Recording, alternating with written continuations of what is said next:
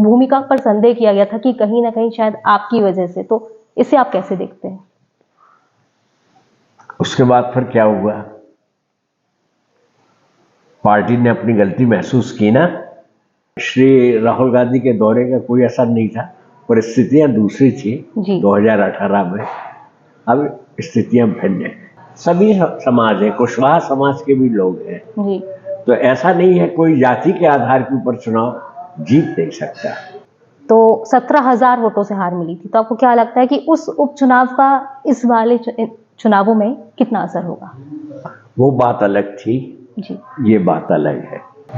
मध्य प्रदेश में राजनीतिक पार्टियों की चुनावी बिसात बिछ चुकी है। बीजेपी और कांग्रेस दोनों में कांटे की टक्कर है। दोनों पार्टियां जोर शोर से अपना यहां जोर लगा रही हैं।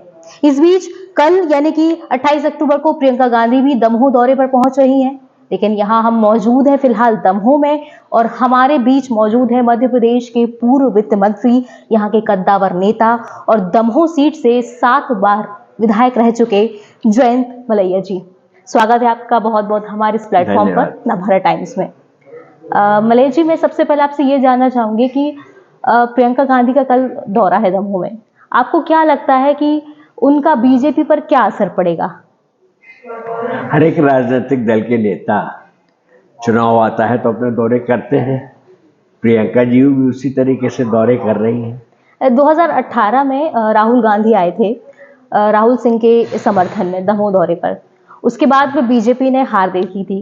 वो पहली बार मौका था जब आपको भी शायद हार का सामना करना पड़ा।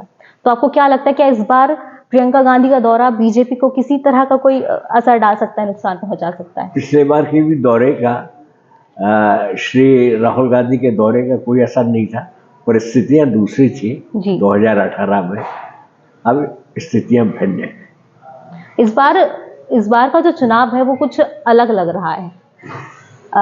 बीजेपी की स्ट्रेटेजी भी अलग है। उन्होंने 3 मंत्री, 7 सांसद उम्मीदवारों के तौर पर उतारे हुए हैं। तो इस बार दमोह में आपको क्या लगता है कि जाति समीकरण इस चुनाव में कितना असर डालेंगे? देखिए, जहां तक जाति समीकरण का सवाल है,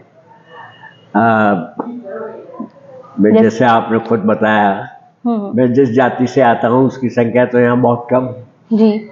हाँ, जैसे तो जैन, हाँ, जो समुदाय है तो वो कम है, उसका समर्थन आप बहुत है। यहाँ अनुसूचित जाति के लोग सबसे ज्यादा हैं। अनुसूचित जाति के भी हैं, ओबीसी के हैं, यादव समाज के हैं, लोधी समाज के हैं, पर माना जाता है कि जैन समुदाय समाज के भी है, ब्राह्मण समाज के भी है। सभी समाज है, कुशवाहा समाज के भी लोग हैं। तो ऐसा नहीं है कोई जाति के आधार के ऊपर चुनाव जीत नहीं सकता। जी।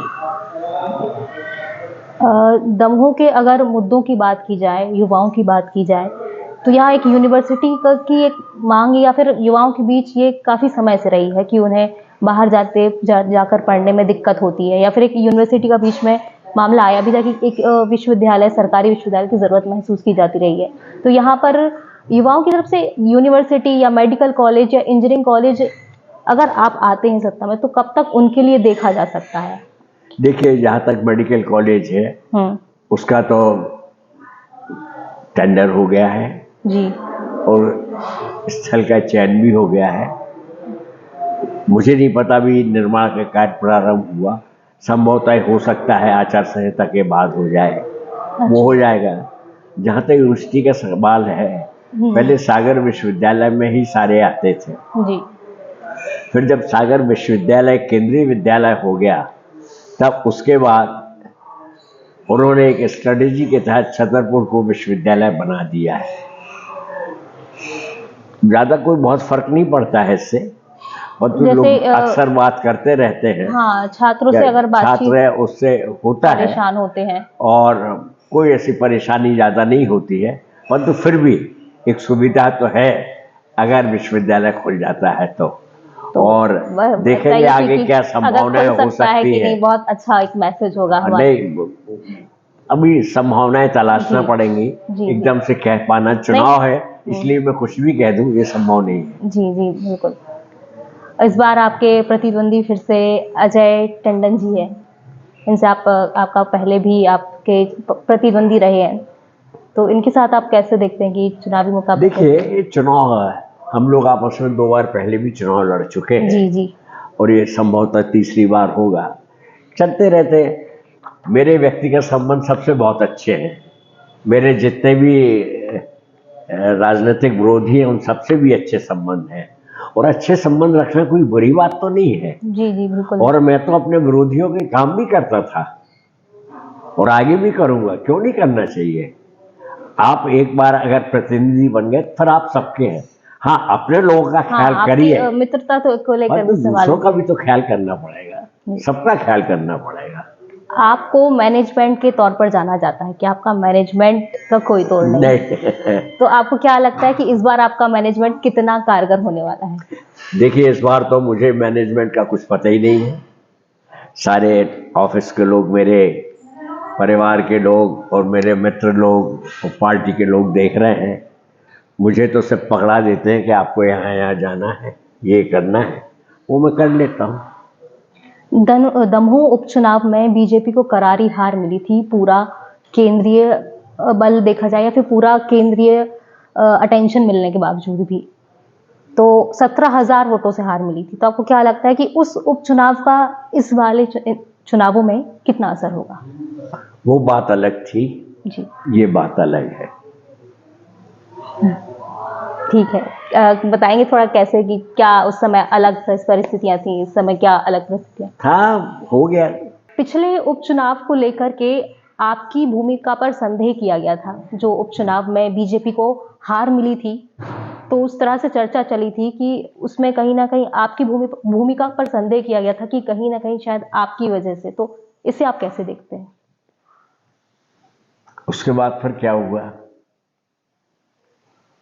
पार्टी ने अपनी गलती महसूस की ना, जो पहले कह दिया किसी के कहने पे, उसके बाद पार्टी ने गलती महसूस की, तो खेद व्यक्त किया उस पर कि आपके ऊपर ऐसा हो गया।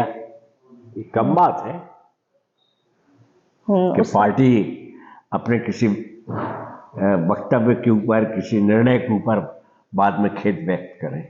एक आखिरी सवाल, बांदकपुर कॉरिडोर की बातचीत चल रही है और बांदकपुर कॉरिडोर का उद्घाटन भी हो चुका है, बहुत अच्छी बात है। लेकिन इस पर सवाल उठाए जाते रहे, शायद टंडन जी की तरफ से उठाए गए कि आप बहुत पहले समय से भी यहाँ विधायक, आप 35 सालों से यहाँ रहे हैं, तो ये पहले ये क्यों नहीं हुआ? 28 साल से ही कॉरिडोर तो अब लोगों को समझ में आने लगा। पहले कभी किसी ने सुना था कॉरिडोर क्या होता है? जब तक उज्जैन के महाकाल का कॉरिडोर नहीं बना था तब तक तो किसी ने नहीं सुना था। बांदकपुर में तो मैंने वहाँ सड़कें बनवाई, बांदकपुर में मैंने पेयजल की व्यवस्था कराई, बांदकपुर में मैंने सरकारी हाई स्कूल बनवाया की बिल्डिंग बनवाई, वहाँ हमने सरकारी हॉस्पिटल की बिल्डिंग बनवाई, वहाँ हमने पर्यटन विभाग से 2 धर्मशालाएं बनवाई, वहाँ हमने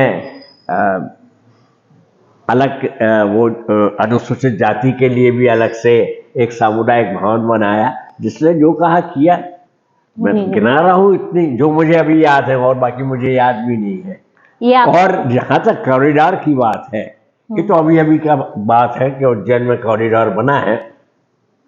निश्चित तौर से मेरा भी मन है कि बांदकपुर बेहतर हो, अच्छा हो, और उसमें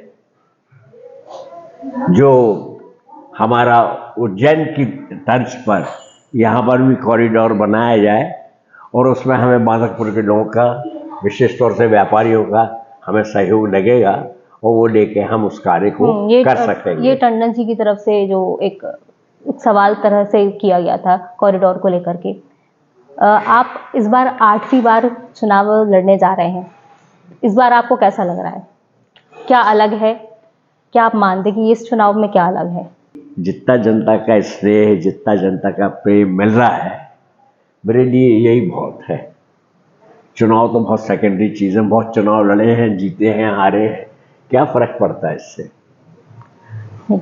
एक आखिरी प्रदेश स्तर से ये बात चलती आ रही है कि जो प्रहलाद पटेल हैं, हमारे यहाँ से सांसद हैं, उनका मुख्यमंत्री चेहरे के तौर पर नाम सामने आ रहा है नरोत्तम मिश्रा जी के और कैलाश विजयवर्गीय के बाद।